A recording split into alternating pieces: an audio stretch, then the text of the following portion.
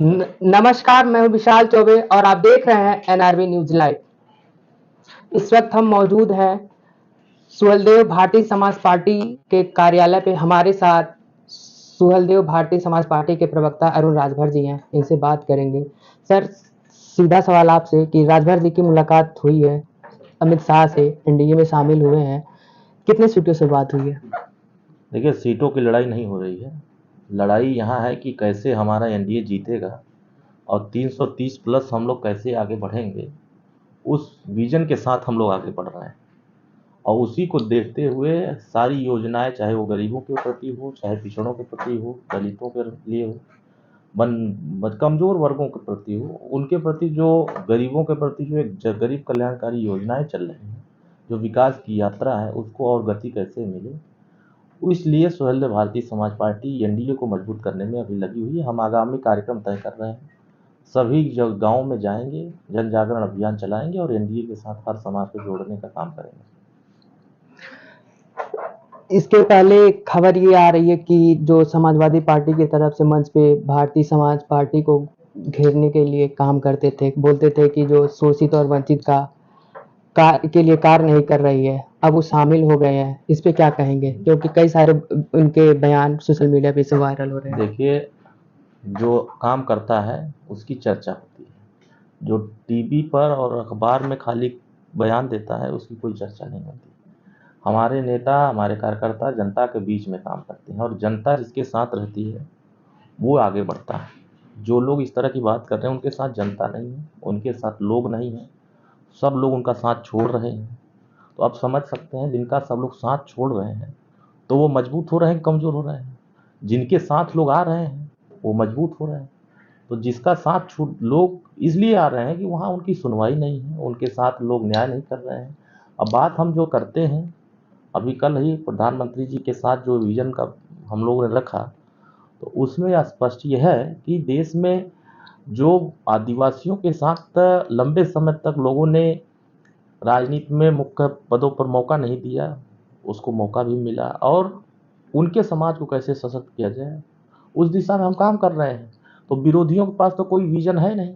उनका काम क्या है, जितने लोग हैं विपक्ष में देखेंगे तो किसी का फाइल भ्रष्टाचार में चल रहा है, तो किसी की फाइल आय से अधिक संपत्ति में चल रहा है, किसी की फाइल खोल कर देखेंगे तो ईडी, सीबीआई, आईटी इन सब के डर से चल रहा है। तो ये सब डरे हुए लोग हैं और डरे हुए लोग कभी भी भारत का निर्माण नहीं कर सकते हैं, भारत को सशक्त नहीं कर सकते हैं और भारत को एक मजबूत भारत नहीं बना सकते हैं। इसीलिए वो लोगों ने एक नारा दिया है कि हम इंडिया बनाम एनडीए की लड़ाई लड़ेंगे। अरे भैया, इंडिया की लड़ाई दूसरी है, एनडीए की लड़ाई दूसरी है। अब इस इंडिया में ये साफ साफ है कि इनको मौका नहीं देगी इंडिया की जनता, इनको नहीं मिलेगी इंडिया में अवसर। तो ये अवसर तलाश रहे हैं, लेकिन यहाँ वैकेंसी खाली ही नहीं है। बिना दूल्हे का ये सब बाजा बजा रहे हैं, तो बारात ले जाने के लिए दूल्हा चाहिए ना। ये बिना दूल्हे के लेके बारात घूम रहे हैं, कहीं पटना से लेके बेंगलुरु तक, बेंगलुरु से लेके मुंबई तक।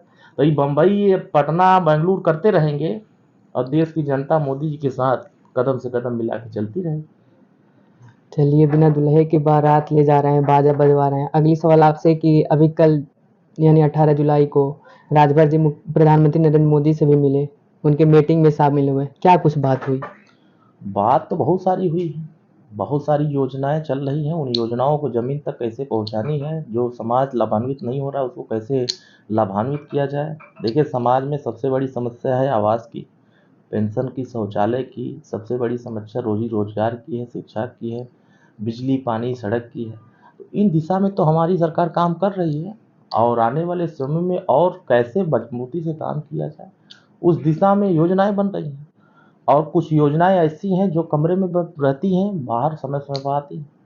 तो जैसी जैसी ज़रूरत होगी वैसे वैसे कार्य किया जाएगा और आने वाले समय में विपक्ष और एनडीए, हमारी लड़ाई जनता के प्रति है, उनकी लड़ाई भ्रष्टाचार के प्रति है। तो वो भ्रष्टाचार से बचने के लिए देखिए ना, कभी कभी नारा लगाते थे, केजरीवाल साहब कहते थे कि मैं एंटी करप्शन के खिलाफ लड़ाई लड़ रहा हूँ। अब कहाँ कर रहे हैं, करप्शन फॉर इंडिया के लिए लड़ रहे हैं। सोचिए, जो इंडिया में शामिल है उनके सब करप्शन से तो प्रभावित हैं। तो जो करप्शन में प्रभावित है वो और करप्शन करने की योजना बना रहे हैं। और यहाँ भ्रष्टाचार के खिलाफ काम हो रहा है, तो जिसके ऊपर कार्रवाई हो रही है, चाहे अपराधी हो चाहे कोई व्यक्ति हो, तो सब प्रसन्न हो रहे हैं। देश की जनता को चाहिए सुशासन, देश को चाहिए समृद्धि, देश की संस्कृति की रक्षा, भारत का निर्माण, तो उस दिशा में काम हो रहा है। समाज आगे बढ़ रहा है। तो जिन लोगों को लग रहा है कि हमारा कोई पूछ नहीं है, हमारे समाज हमें स्वीकार नहीं कर रहा है, तो कुछ पूछ बढ़ाने के लिए ये इस तरह के बयानबाजी दे रहे हैं। जनता इनको अब साथ देने वाली नहीं है। जनता उत्तर प्रदेश में इस बार विपक्ष लड़ाई में रहेगा ही नहीं। एनडीए पूरा एकदम 80 सीट सफरा साफ करते हुए दिल्ली की तरफ चढ़ाई करेगा। अटकलें ये भी लग रही है कि जब से राजभर जी एनडीए में शामिल हुए हैं, योगी सरकार में मंत्री बनने के लिए, क्या कुछ ऐसा जानकारी है? अरे जब शामिल हो ही गए हैं तो कुछ होगा करेगा। अब वो समय आएगा तो देखा जाएगा। अभी तो नहीं बन रहे हैं, जब बनेंगे तो दिख जाएगा। अभी तो नहीं बन रहे हैं। अगला सवाल आपसे, ओपी राजभर जी के व्यक्तित्व पे एक सवाल उठता है कि ये जिस तरफ जाते हैं उस तरफ 2-4 लोगों को जरूर खींच लाते हैं। हाल ही में देख लीजिए एनडीए में शामिल हुए, दारा सिंह चौहान में शामिल हुए, कोई और चेहरे भी हैं क्या जिनको खींच के लाने वाले हैं? अरे बहुत चेहरा की कमी है। एक से एक चेहरा है जो एकदम ललायित है कि हमको भी विकास की यात्रा में चलना है। तो देखिए कुछ समय बाद सब विकास की यात्रा में जुड़ेंगे और अच्छे लोग जुड़ेंगे। वहाँ बस वही लोग रहेंगे जो लूटपाट कंपनी वाले हैं, वही उधर रहेंगे। बाकी यहाँ विकास की गंगा वाले में सब शामिल होंगे। कोई कुछ खुलासा कि क्या चेहरे कुछ नए चेहरे शामिल होने वाले होंगे खुलासा, 2-4 दिन में खुलासा होंगे।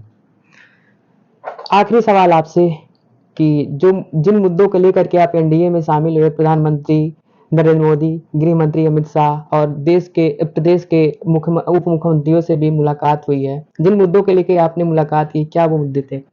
देखिए मुद्दा तो हमारा स्पष्ट है, विकास। और विकास मुद्दों से ही होता है।